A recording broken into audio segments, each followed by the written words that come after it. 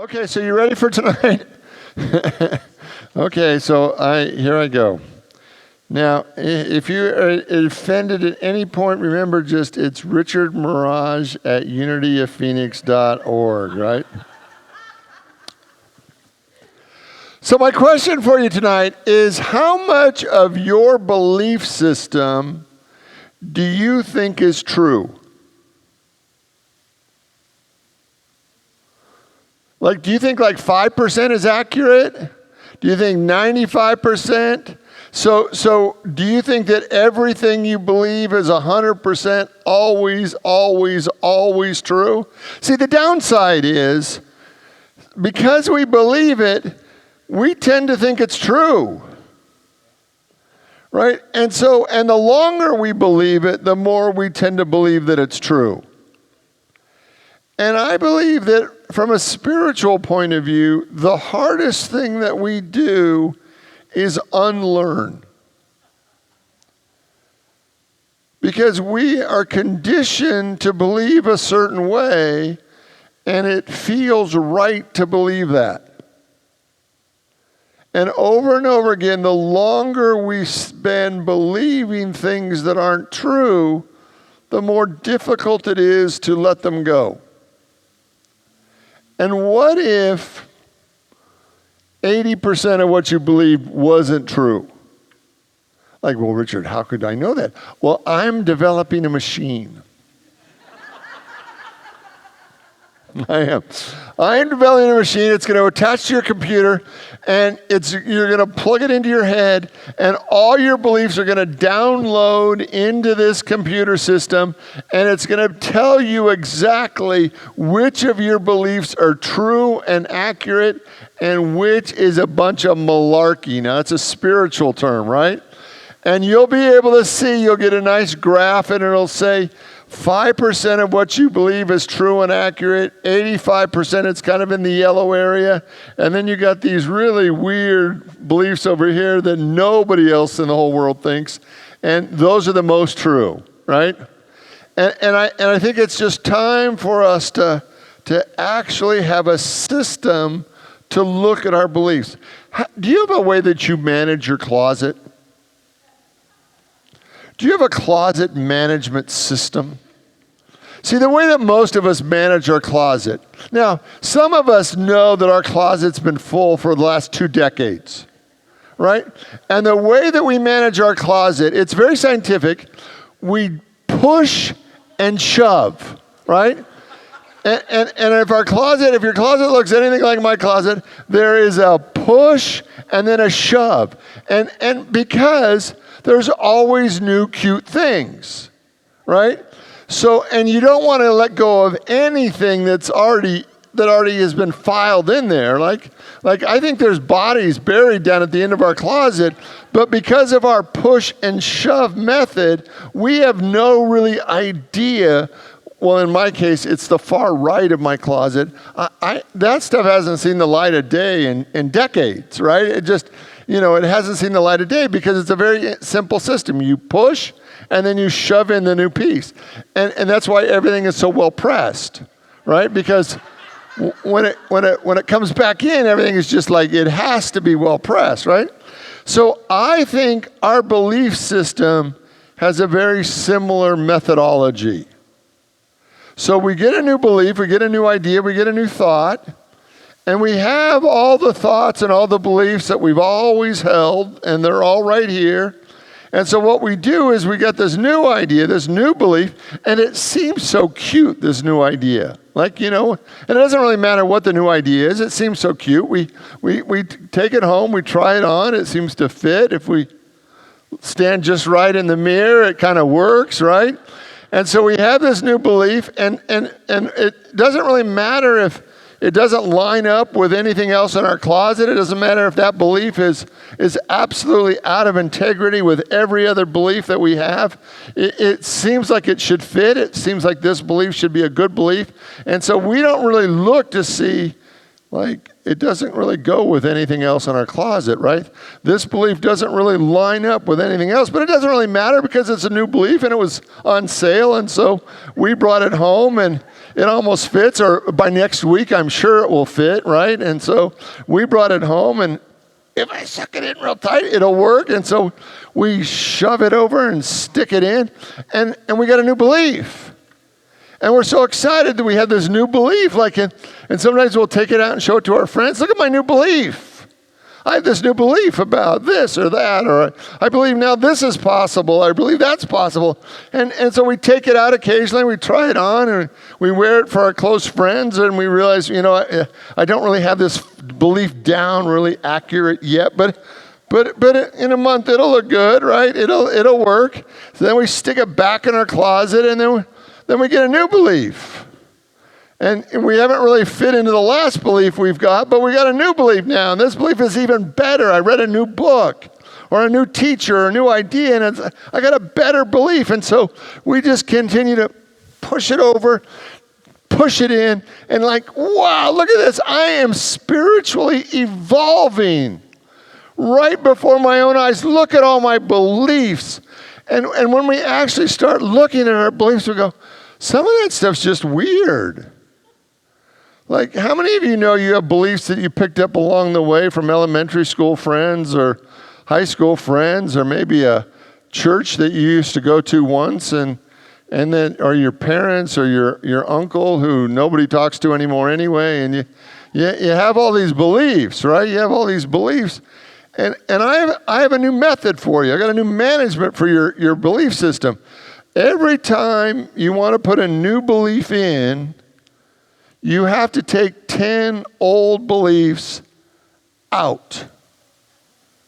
Because my belief is, and it's my belief, it's stuck in my closet, my belief is that most of us, if we could see our complete belief system, would be horrified. That one minute we believe that all things are possible, but sometimes if we don't get there early, we're going to get lost. If we don't get to, the blue light special is on at Kmart, we're never going to get that Vegematic that we've always wanted. Right? So we believe in abundance, we believe in love, we believe in God, we believe in possibility, but we also spend a whole lot of time in fear. And really, fear is a belief that there's not enough to go around, or that I'm not going to be healed, or whatever our beliefs are. We tend to hold both of those simultaneously. It's hard to believe in God and believe that you're worthless at the same moment. It's hard to believe that you're created in the image and likeness of God and you're profoundly broken. Or there's something wrong with me, and I haven't really been able to figure out what it is, but I know there's something wrong with me. And I want you just to see that if you really buy into the belief that you're created in the image and likeness of God, a lot of those beliefs that you've been holding on to that says you're less than, or not quite enough, or not good enough, or not pretty enough, or not smart enough, or not whatever enough, those really need to be yanked out of your closet. Because the reality is, if you're created in the image and likeness of God, if that belief is in your closet, it really should have the dominant position. You don't want to have a lot of stuff hanging around that prevents you from finding that outfit. Have you ever lost a pair of pants or a shirt in your closet, and you know it's got to be in there, but for the life of you, you cannot find it? Nobody else has ever had that experience? Right, where you're digging, it must be at the dry cleaner. It's got to be at the dry cleaner. You call the dry cleaner, and no, we haven't seen that thing in 5 years, right? So it's got to be in there. And I want you to see today that our job is to do better at really owning the beliefs that no longer make sense. And no longer giving them space in our life, space in our closet, space in our mind, space in our heart. There's a book that I've been reading called Think Again. And I like it. It's by Adam Grant. And I think we have copies in the bookstore, and if we don't, they're on order. And it invites us to think again. And from a spiritual point of view, which is kind of where I live, I think it's fundamentally important that we unlearn most of what we've learned about ourselves. That most of what you've learned about yourself is not accurate. It's not spiritually true. And it was taught to you by people who didn't really understand their own spiritual nature. So they told you that you weren't quite this, or you weren't quite that, or you weren't quite good enough, or you weren't. And we internalize that. We begin to believe it. And then it really began to shape and form our life. These are the words from Anna Grant. The smarter you are, the more complex the problems you can solve, and the faster you can solve them. Intelligence is traditionally viewed as the ability to think and learn.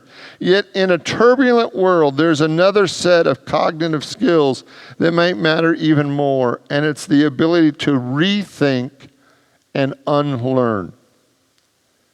We hesitate at the very idea of rethinking. Take an experiment where hundreds of college students were randomly assigned to learn about the first instinct fallacy.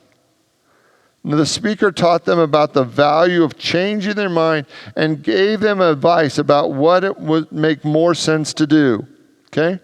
So the first instinct fallacy, and probably the way you were taught to take a test, especially if it was multiple choice, is that you read the question, then you read the answers, and whatever seemed the most correct, if you didn't know the answer, whatever seemed the most, like intuitively, you would just pick the what you thought was the right answer. What they found is that once we've picked that answer, we won't spend a lot of mental time rethinking that answer. Because once we've come up with the answer, it creates a level of the conflict has been resolved. Like if you don't know, there's actually a level of conflict that's created in your life. So if you have a test where you haven't answered the question, it actually creates a level of internal conflict. And what they began to do was to teach the students how to solve that, how to be with that in a way that would actually create a higher level of correct answers. Because can we agree that if you're a college student, correct answers are better than incorrect answers, right? Can we just, as a value, right? We're just the correct answers are better, and higher grades, for most of us anyway, were better than lower grades. Can we agree on that, right? So you would think that if college students wanted to get more correct answers and a higher grade, they would be willing to learn how to take tests in a better way. Does that seem reasonable, right? Let me go on. So after they went through this process of learning a different way to answer questions when they didn't know the correct answer, on the next two sets of tests, they still were not any more likely to revise their answer. Right? So they just went through a whole process where they learned how to answer questions that they didn't know the answer to increase the probability that they could get a higher grade, get more correct answers. And what they statistically found is they were not willing to do it. They were not willing to learn a new skill to accomplish the very reason they were there, which is to get an education, right? Right? And so what I want you to see is there's a part of us that wants to judge that as you fools, right?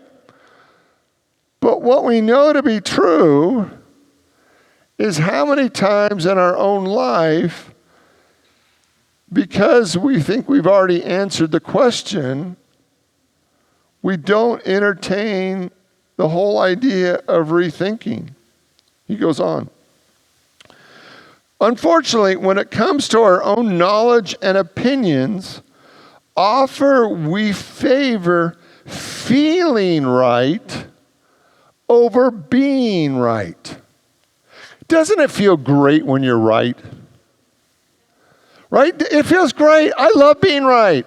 I love it can I tell you one of my greatest joy is when my wife says these sexy, sweet, loving words to me. She says, "You're right." Oh my gosh.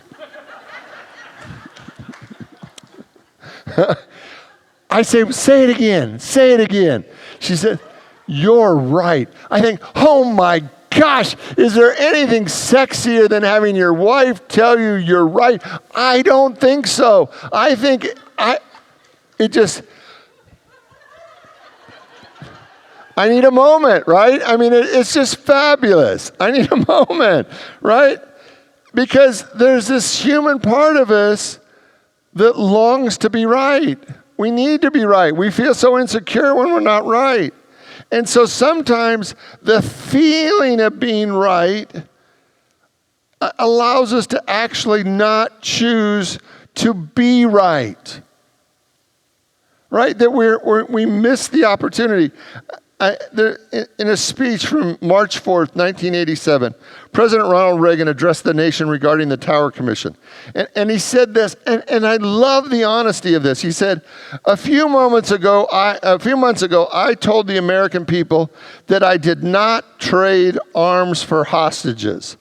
And then he has this human moment. He says, in my heart and my best intentions tell me that's true. But then he has to go on and say, but the facts and the evidence tell me it was not. Like, how in front of the entire American people, he has to say, I so wanted it to be true, right? It felt true on the inside, right? It just wasn't true, right? And he had to admit to the entire American people, it wasn't true. It sure felt true, though. I wanted it to be true. But it's not true. And I want you to see in your own life how many times we choose feeling right over the truth. And what if tonight you were willing to rethink some of those things that you thought were true about you, but that they can't really hold up under the light that you were created in the image and likeness of God? Like, how many times have you felt less than? How many times have you felt broken? And it feels true. It feels like we're wounded or we're broken or we're the less than. It feels true. Even though it feels bad, it feels true. But what's really true is that you're created in the image and likeness of God, that you are whole and complete and lacking in nothing, so you can have a feeling that you're less than. But the truth is, you're created in the image and likeness of God.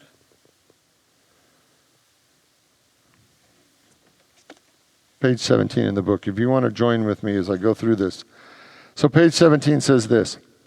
With advances in the access to information and technology, knowledge isn't just increasing, it's increasing at an increasing rate. In 2011, you could consume about 5 times as much information per day than you could a quarter of a century earlier. As of 1950, it took about 50 years of knowledge to double the amount of information in medicine. By 1980, that medical knowledge was doubling every 7 years. And by 2010, it was doubling every year and a half. The accelerated pace of change means that we need to ask questions about our beliefs more rapidly than ever before. Because there's an onslaught of information coming at us, if we don't challenge it, if we don't rethink it, if we don't look at it and just accept it as true, we actually are just getting buried in untruths, in things that just aren't accurate. Moving on. Okay, here we go.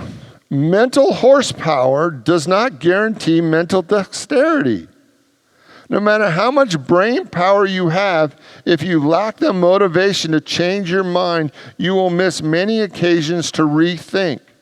Research reveals that the higher your score of IQ test, the more likely you are to fall into stereotypes because you're faster at recognizing patterns, and recent experiments suggest that the smarter you are, the more you might struggle with updating your beliefs.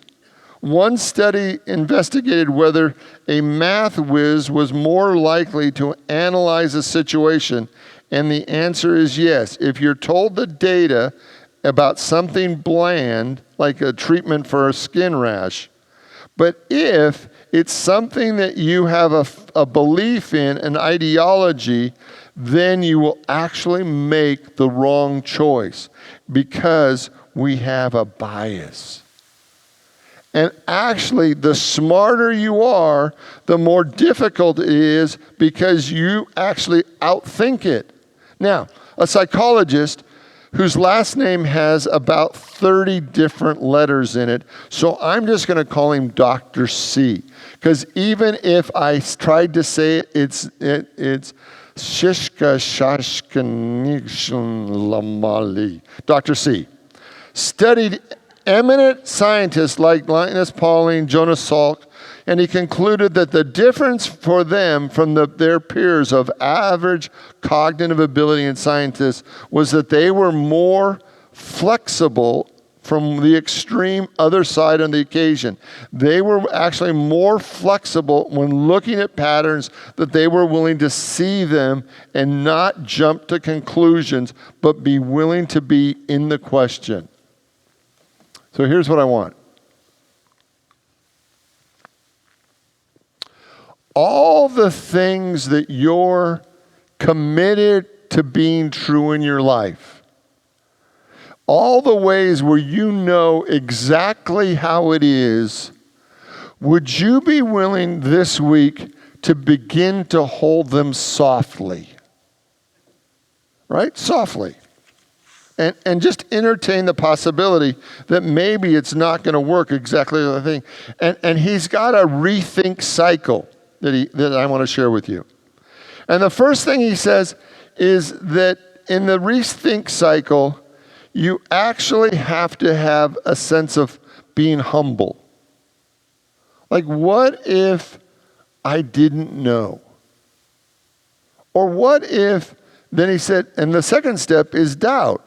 He said to be able to rethink, to be in this cycle of rethinking, of relearning, you have to first be humble. He said then you have to be able to entertain doubt. Like, what if I'm wrong? Like, what if I'm wrong? I mean, it's happened once before. What if I'm wrong, right? That there's a need to be able to entertain that. He said, because if you're willing to be humble and actually move into doubt, he said the next thing that happens is if you say, what if I'm wrong, it actually leads to a sense of curiosity. Well, if I'm wrong, then what would the right answer be? Or what it would be a better way? Or how could I do this differently? But if you won't move into self-doubt, if you won't move into doubt at all, then you can't ever truly be curious because your lack of doubt actually prevents you from being curious. And then he said, once you move into curiosity, then you can move into discovery.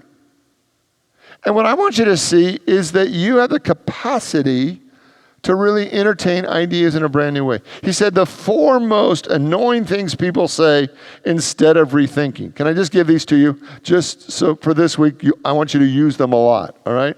So the 4 most annoying things people say instead of rethinking. First, that will never work here, right? 2, that's not what my experience has shown me. 3, that's just too complicated. Let's not overthink this. And 4, that's the way we've always done it, right? So I want you just to see that. And so here's where I'm going. You ready for your homework? When I was in ministerial school, we had to write every semester something called a CREDO. And our CREDO was 8 to 10 pages usually every semester. And it answered, and we had to write down our core beliefs. So in the 2 years that I went through seminary, every semester we had to write a different CREDO that was reviewed by other students and the faculty, and they challenged it. They looked at it. They said, well, what about this, or what about this? And we were required to be able to articulate our fundamental beliefs. Started out, our first semester, the first CREDO was the nature of God. Second CREDO was the nature of humankind. And we went all the way through the thing, and we had to be able to first articulate what it is we really believe, truly believed, and then we had to be able to be in a discussion about that, and people could ask questions like, well, how does that relate to this, or how does that relate to that? And it demanded that we not only know what we believe, but be able to articulate it clearly and support it in some kind of a logical, other than Wednesday nights, in a logical fashion, right? So here's my four.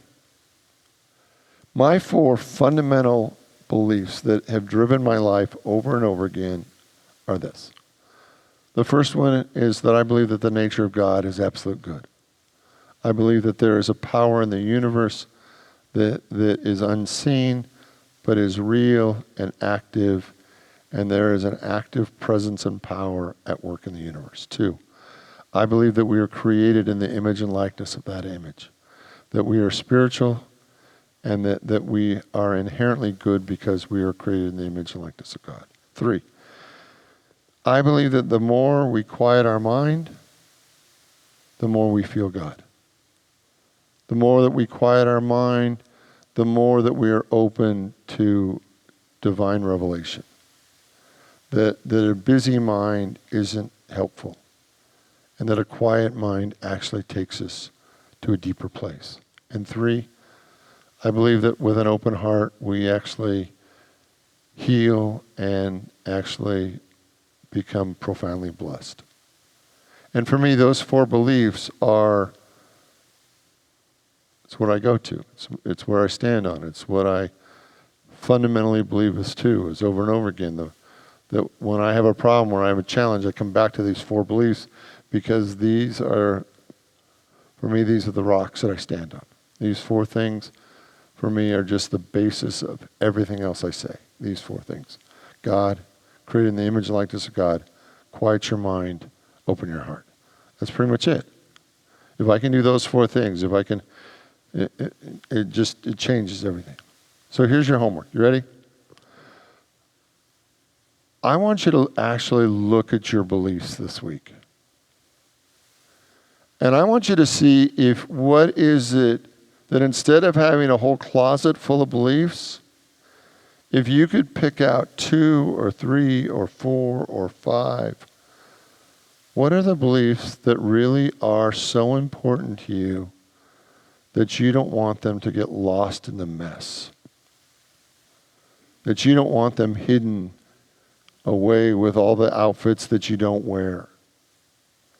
And if you want to share them with me, I would read them. I would rejoice with you. I would appreciate that. You can email them to me to rrogers. It is rrogers at unityphx.org, and I would read those, because I think it's time for us to come back to the truth of what we really know to be true. It's not what I think is true, but it's what's really true for you. What are those fundamental beliefs that are driving your life? Do you know them? Can you articulate them?